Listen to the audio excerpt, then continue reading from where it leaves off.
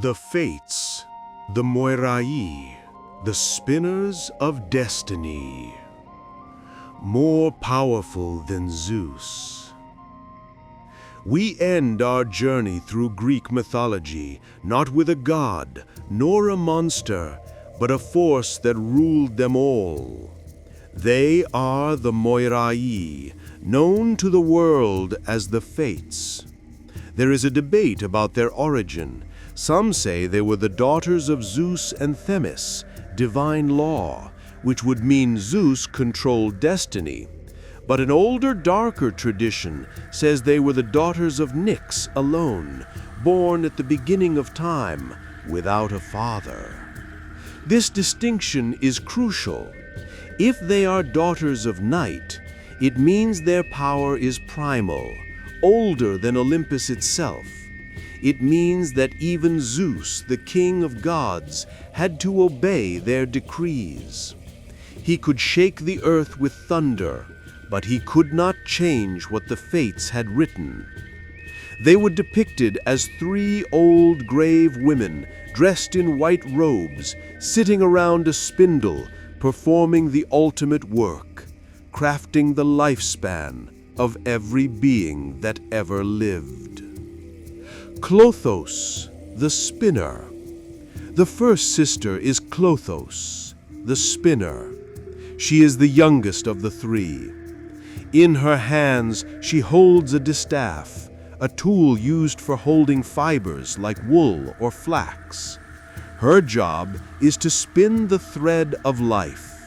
She pulls the raw fibers and twists them into a single thread.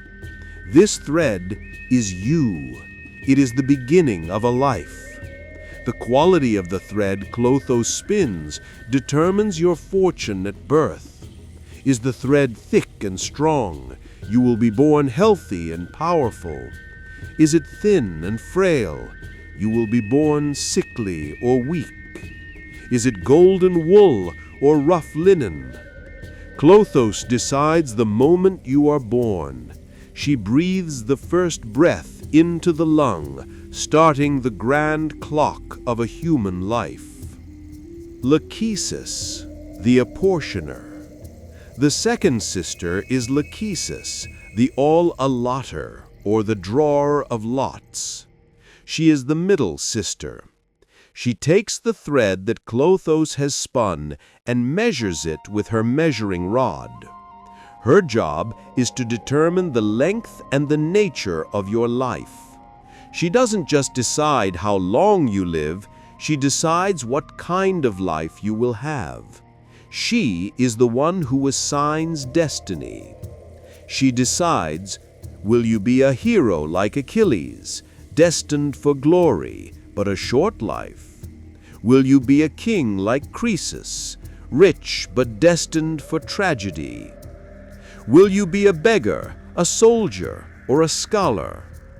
Lachesis holds the scroll of destiny, writing down every major event that will happen to you, the joys, the sorrows, the victories, and the defeats. Once written, it cannot be erased. Atropos, the inevitable. The third and eldest sister is Atropos, the inflexible, or the unturning. She is the most feared of the three. She is small and withered, but she holds the most terrifying tool in existence, the abhorred shears, a pair of scissors. Her job is simple and final. She watches the measured thread as it passes through Lachesis's hands. When the thread reaches the exact point that was decided at the moment of your birth, Atropos snips it. That is the moment of death. She cannot be bargained with. No amount of wealth, power, or prayer can stop her blades from closing. When Atropos cuts, a soul leaves the body and journeys to the underworld. She is the grim finality of existence. Cheating fate, Throughout mythology, gods and heroes have tried to change what the fates have decided. It almost never ends well. Apollo and Admetus. The god Apollo tricked the fates. He got them drunk on sweet wine and convinced them to let his friend, King Admetus, avoid death if someone else volunteered to die in his place. Admetus's wife, Alcestis, sacrificed herself. Though Heracles eventually rescued her from Thanatos, death, the attempt to cheat destiny caused immense suffering. The prophecy of Oedipus.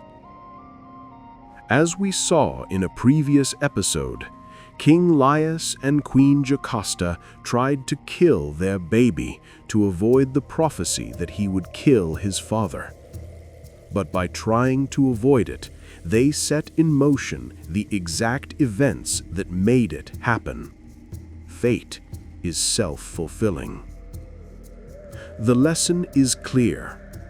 You can struggle against your destiny, but you cannot break it. The thread only moves in one direction. The comfort of destiny.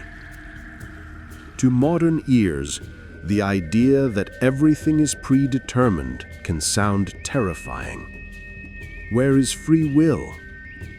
But for the ancient Greeks, the fates offered a strange kind of comfort. They brought order to a chaotic world. If a young warrior died on the battlefield, it wasn't senseless. It was what Lachesis had measured. If a city fell, it was because Atropos had cut its thread. It meant that the universe wasn't random. There was a plan, even if it was a cruel one. The fates remind us that we are all bound together. Gods, heroes, monsters, and mortals. We are all just threads on the same cosmic loom, being spun, measured, and eventually cut. Our only choice is how bravely we live the length we are given.